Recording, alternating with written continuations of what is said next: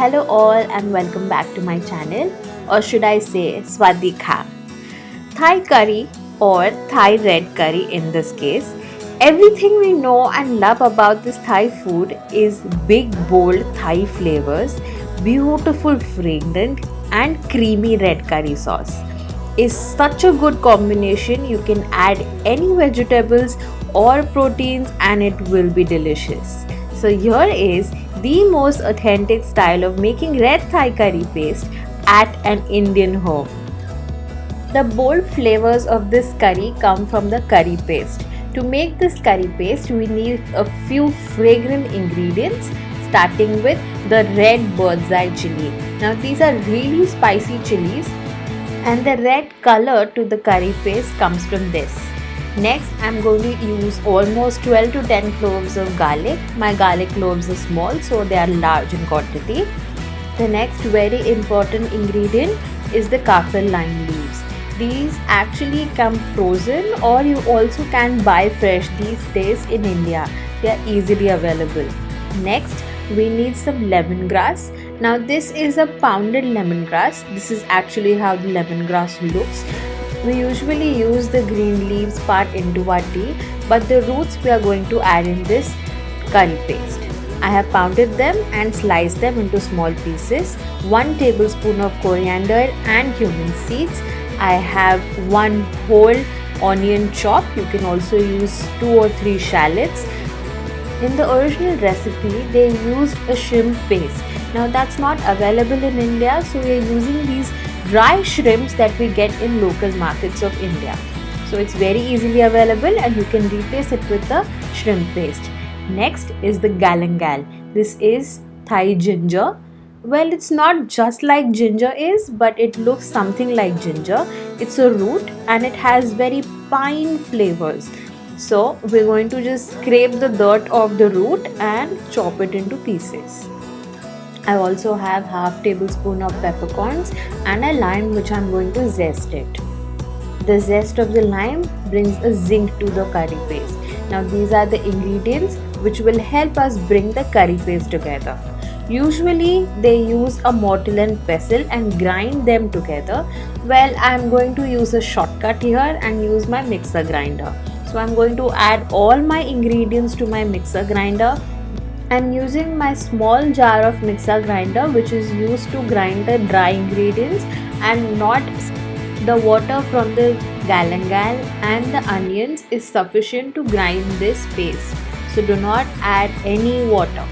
Once you have placed all your ingredients into the jar, I am going to zest my lemon. I am just going to scrape my lemon on a cheese grater or a grater that you use for grating the carrots, and you will have the zest of the lime falling into your mixer grinder. This is how my lemon looks after I have zested it. You can also add lemon juice instead of water to grind this mixture. Pulse it once and scrape the sides back to the grinder blades. This will help you grind the paste very easily. Keep pulsing it till you have a curry paste texture. If you think your mixture is very dry and you need some wet ingredient, you can add half a tablespoon of lime juice and add some salt to this so that the onions in the mixture release their water and grind this mixture into a fine paste. After the last pulse, you will see that this has been grinded up very well and it has taken the form of curry paste. This is our red curry paste, and now let's see how do we make the red Thai curry with the help of this paste. Place a pan on heat and do not add any oil to this. We are straightly going to add 200 ml of coconut milk. Now this is a store-bought coconut milk.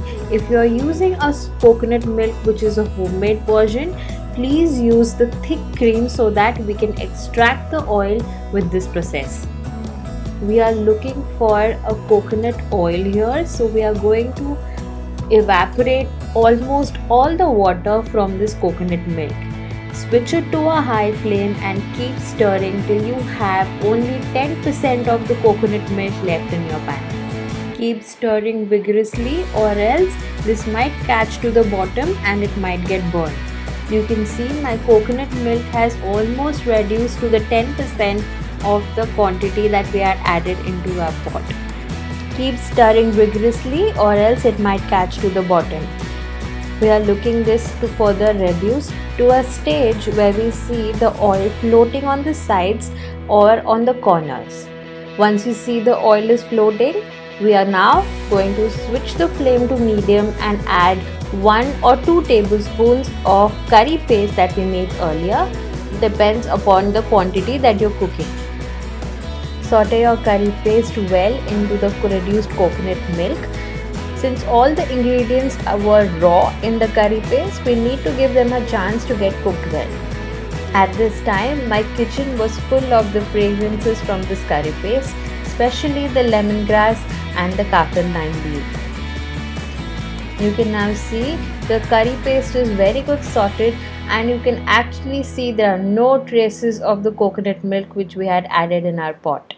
Saute it for another last minute and it's time to add the next ingredients.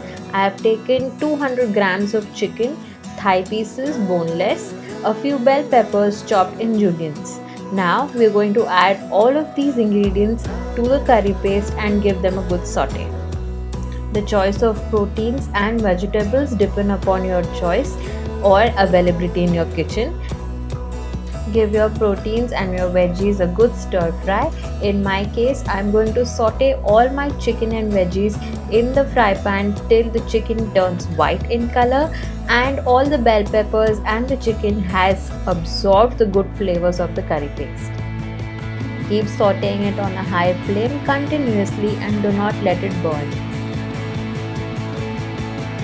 After a few minutes, you can see your curry paste, your chicken and your veggies are married together and they have the same fragrances that a curry should have. Next, we're going to add 200 ml of coconut milk again. This is again a store-bought milk. In case if you are using homemade coconut milk, then this time we need to add the thinner extract. Next, I am going to add about 200 ml of chicken stock. If you do not have chicken stock, you can simply use water.